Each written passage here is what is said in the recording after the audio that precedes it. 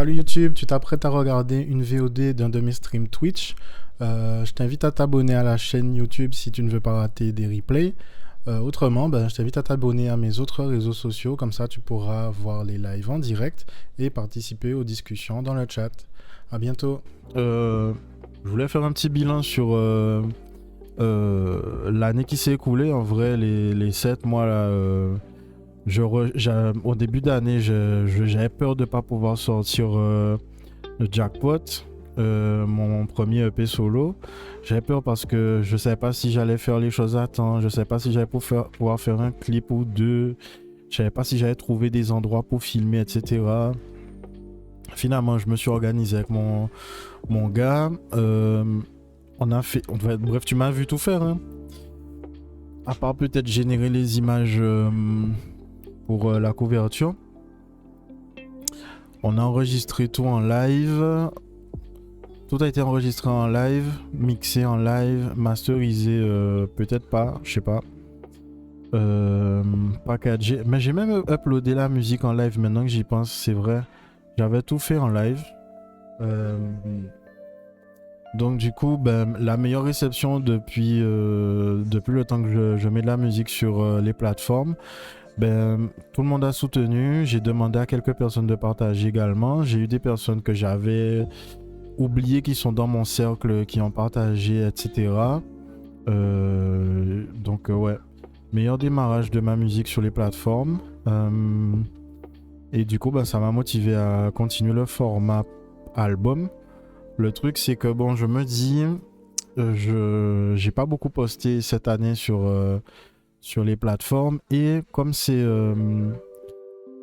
la recette pour que les plateformes mettent ta musique en avant, je me dis il faut que je fasse comme Russ dit, c'est de poster tous les mois, au moins tous les mois, si c'est pas 2 fois par mois comme lui. Et il faut que je sois présent sur TikTok, parce que il faut que je sois présent sur TikTok et sur les réels de Instagram, que je poste des visuels quoi, pour faire vivre la musique, pour faire découvrir la musique aussi. Et du coup, il a pensé quoi du projet, le DJ? En même temps, je vais continuer de parler de ce que je compte faire là. Du coup, le projet qui a été scrap, puisque je voulais faire la suite de la mixtape avec Emric. Ces chansons-là, je les ai terminées en live. On va les mixer, masteriser. Et les chansons du projet avec Ryzen, je vais les récupérer pour que ce soit à moi. Et soit je fais un seul projet, soit je fais sortir les singles tous les mois. Il a beaucoup aimé. Il y a quelque chose en particulier qu'il a kiffé? Je vais pas te mentir, et c'était un peu bizarre pour moi de penser ça de moi-même, mais j'ai réécouté les démos du projet avec Emric, qui finalement va être un projet solo. Et moi je me suis dit mais je suis trop fort. Je suis vraiment trop fort. Surtout après qu'on ait écouté le projet Jackboy 2. C'est mal. Même les Américains, en ce moment, ils touchent pas ma musique. C'est un truc de fou. Alors est-ce que c'est le niveau qui est bas, ou est-ce que c'est moi qui suis devenu très fort? Je sais pas. Mais je suis très fier de ce que j'ai fait l'an dernier. Et le truc qui est fou, c'est que les trucs que j'ai fait l'an dernier sonnent encore bien cette année. Ça fait plaisir. Ça fait plaisir. Et de toute façon, je dis ça là, mais même le projet Jackpot, c'est de la musique que j'ai enregistrée l'an dernier, que j'ai sorti cette année. Donc pareil, le pays que je voulais faire avec Emric là, j'ai déjà récupéré les chansons pour que ce soit solo. C'est fou que ça sonne encore bien cette année, alors que c'est des instrus de l'an dernier. Il faut vite que je me dépêche de les acheter d'ailleurs pour pas que ce soit perdu. Tu me dis, je sais pas si cette personne veut qu'on partage ou pas son avis, mais ça m'intéressera de savoir qui c'est en particulier. Et ça m'a fait penser, il y a DJ Crash Door, c'est mon gars sûr. J'ai pas partagé, j'ai pas fait de play pour Missy. Après, je sais pas s'il travaille beaucoup, s'il est en soirée ou quoi. Je sais qu'il travaille en tant que DJ. Il a des cachets et tout. Mais je sais pas s'il tourne beaucoup. Faudrait que je reprenne contact avec lui et que je lui demande. Mais je vais avoir besoin de tout le soutien que je peux avoir, hein, parce que je me rends compte que en tant qu'artiste indépendant, le plus dur là, ça va être d'avoir un public, des gens qui ont quelque chose à foutre de ce que je fais, des gens qui viennent sur le stream comme toi, tu fais régulièrement. Souvent, tu es là dès le démarrage du stream. Donc, il va falloir que faut que je me fasse découvrir. Et d'ailleurs, je me demandais, est-ce que je vais continuer de streamer sur Twitch ou est-ce que je vais essayer de streamer sur Kick et ensuite sur YouTube? Parce que sur YouTube, j'ai déjà plus d'une centaine d'abonnés, mais je sais pas si ce sont des comptes actifs ou pas.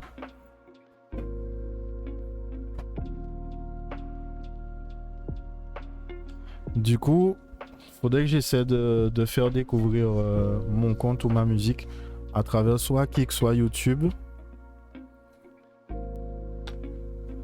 Parce que Twitch, j'ai l'impression qu'il pousse pas tellement ma chaîne devant les gens. Et il y a un pote à moi, c'est un pote avec qui je complote beaucoup sur comment faire des sous, tout ça.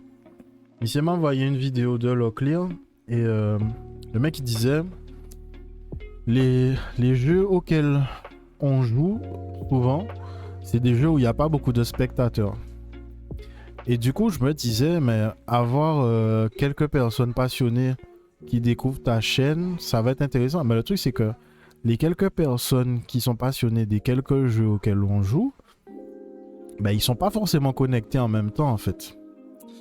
Donc, et c'est vrai que j'avais remarqué que quand on arrête, c'est rigolo ça aussi, quand on arrête la guitare ou les jeux, eh ben, on dirait que ça intéresse plus les gens de me voir discuter avec toi, Twixon, ou avec Despout quand Despout est là, que quand on joue en fait. Et je comprends parce qu'il y a une interaction, on discute, il y a un échange. Donc je me dis, je vais peut-être plus souvent dédier du temps aux discussions avec vous, Spout et toi, et les personnes qui viendront par la suite. Mais il faut faire découvrir la chaîne, il faut partager. Et il faut que je vous donne envie de partager aussi. Il faut que je sois divertissant, il faut que j'aborde des sujets qui vous intéressent. Donc il va falloir que je bosse là-dessus. Et du coup, ben, on peut parler de la suite. Donc pour la suite de l'année, moi ce que je compte faire, c'est acheter les instrus, mixer, masteriser les sons que j'avais pour le second projet avec Emric. Et le projet avec Ryzen, je récupère les sons, pareil, je vais faire des seconds couplets sur toutes les chansons. Je vais terminer les chansons en solo en fait. Et puis, soit je sors les projets un par un, ça ferait 3 EP dans l'année, ça pourrait être cool. Ou bien je fais un deuxième projet qui sera un album du coup, puisqu'il y a plus de chansons. Ou encore, troisième option, je sors des singles tous les mois. Ce qui pourrait être bien en vrai, puisque ça me donnerait... Salut Galader, merci pour ton abonnement. Merci pour ton abonnement Prime. Tu es mon premier abonné Prime ce mois-ci. Et merci de nous rejoindre. Du coup, je pense que la meilleure option, ce serait peut-être de sortir des singles tous les mois. Et sinon, ben, de sortir un album avec toutes les chansons. Et je me concentre peut-être sur... T'inquiète, j'avais compris le bonsoir. Bonsoir également. Et du coup, je vais peut-être me concentrer sur faire des clips. Je me dis, si je sors la musique avec un visuel et que je motive les gens pour partager tout ça, le reste de l'année, je me concentre sur faire des clips en fait, puisque la musique sera déjà sortie. Et ça pourrait être rigolo. Mais le truc, c'est que va falloir que je me creuse la tête sur où est-ce que je vais filmer et qu'est-ce que je vais filmer. Parce que je sais pas combien de fois vous allez me regarder dans la rue en train de faire la performance de ma musique avant que ça vous saoule, quoi. Donc c'est ça aussi. Est-ce qu'il faut faire des clips plus ambitieux, etc. Et ça va être un défi aussi parce que il y a des trucs que j'aimerais faire avec la 3D et Unreal. Mais ça voudrait dire que Je ferai des streams où j'apprends à faire de la 3D et Unreal et je sais pas si ça vous intéresserait. Donc c'est encore autre chose. Donc premier objectif, l'interview avec Mighty Kalimba. Deuxième objectif, le deuxième clip. Ah mais d'ailleurs je peux vous montrer ce que j'ai déjà fait. Je peux vous montrer ce que j'ai déjà fait. Il n'y a pas encore tout. Il n'y a pas encore les effets spéciaux, mais le gros du clip est là. C'est vrai, j'ai complètement zappé que j'ai pas rien fait quoi. J'ai bossé sur le clip déjà. Et il faut juste que je le termine en fait. Et que je fasse les effets spéciaux. Transition, effets spéciaux. Donc on va regarder ça vite fait. Moi maintenant, je fais mes clips comme, tu sais, les films de Jackie Chan à l'époque. Où il met le bêtisier et tout. Moi maintenant, chaque fois que je fais un clip, je vais mettre un truc comme ça. C'est quoi le truc vert là? Ah ok, d'accord. C'est mon écran vert qui apparaît. Ouais, bah du coup, imagine-toi que je soupçonnais pas que le coin était sympa. Et en fait, c'était proche de mon travail. Je me suis dit, bon, ça fait bizarre de filmer proche du travail, mais c'est pas grave. Comme il y avait une espèce de monument bizarre orange là, je me suis dit, bon, il y a un point d'intérêt. Je vais filmer autour de ça et puis espérons que ça va bien se passer, tu vois. Et puis je me dis aussi, il faut pas que je filme à tous les endroits où il y a des points d'intérêt dans un seul clip, parce que sinon, ben, j'aurais plus d'endroits où filmer. Et ben, en vrai, j'étais en train de me dire, ouais, bon, à quel point vous allez apprécier de me voir sur des clips dans la rue, mais c'est vrai que c'est pas tellement l'endroit qui est intéressant, c'est plutôt la performance et comment je vous vends la chanson. Et sur ce clip-là, j'ai bien kiffé le moment où j'ai fait un mouvement un peu bizarre. Mais bon, va falloir que je trouve comment mettre le truc en valeur, faire des effets spéciaux, des transitions, tout ça.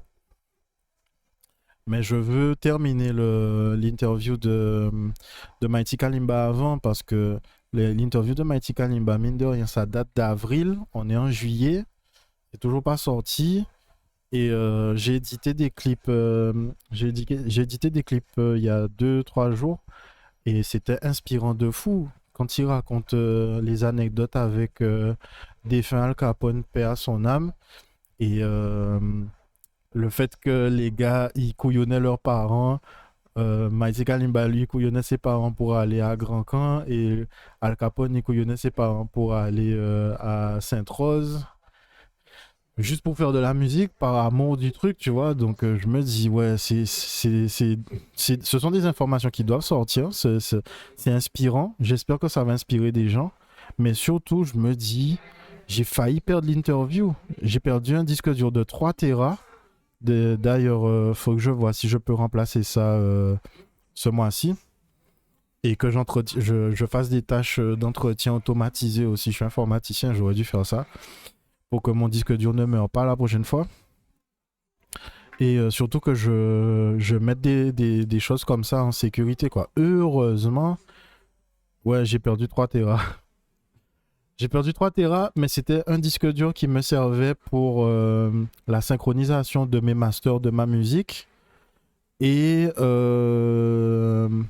le stockage de mes lives. Parce que quand je fais des lives, j'enregistre en même temps sur mon disque dur pour pas devoir attendre de télécharger la vidéo qu'il y a sur Twitch. Et surtout, il y a des fois, la musique et tout, comme c'est sous licence, sur le replay de Twitch, la musique est coupée quand c'est de la musique qui m'appartient pas. Donc, des fois, pour que la musique reste sur la vidéo, je préfère garder mon enregistrement local. Et puis, la qualité est meilleure. En parlant de qualité, je me suis acheté un petit truc. Je travaille dans une entreprise qui me permet d'avoir certains avantages.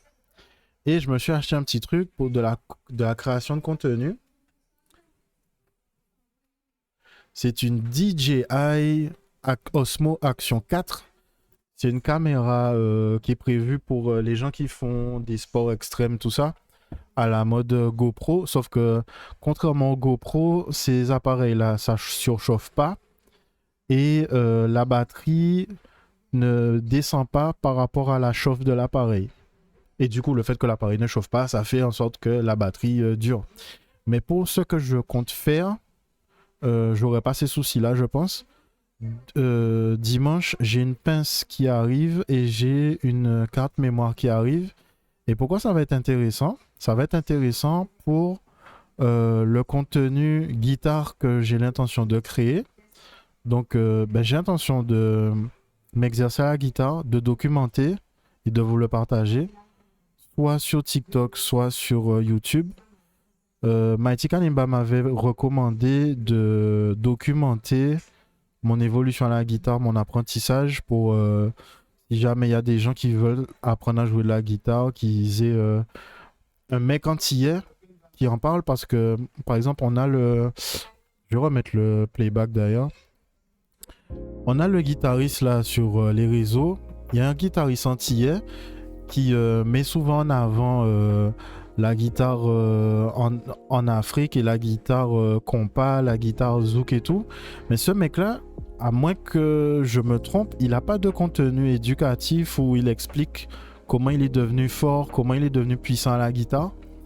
Moi, j'ai pas intention de m'étendre trop là-dessus, mais j'ai intention de documenter le jour J où je vais commencer à faire le contenu et le jour où je vais peut-être me concentrer sur la composition, etc. Et bon, je sais pas quand est-ce que je vais commencer ça. Déjà, on a beaucoup à faire cette année.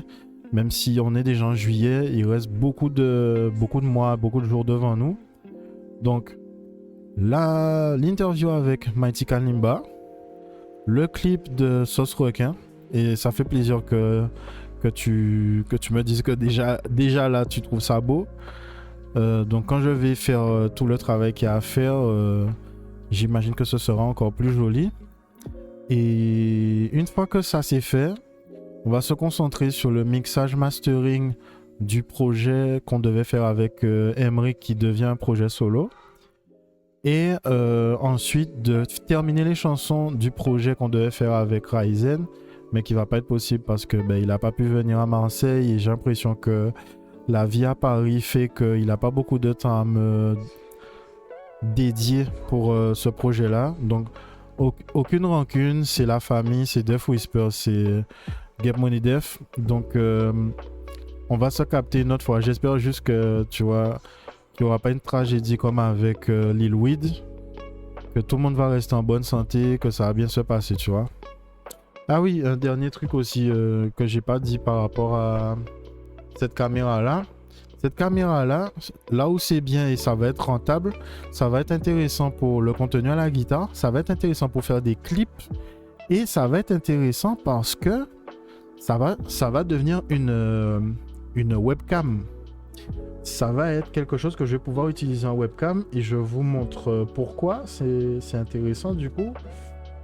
C'est intéressant parce que c'est une caméra 4K.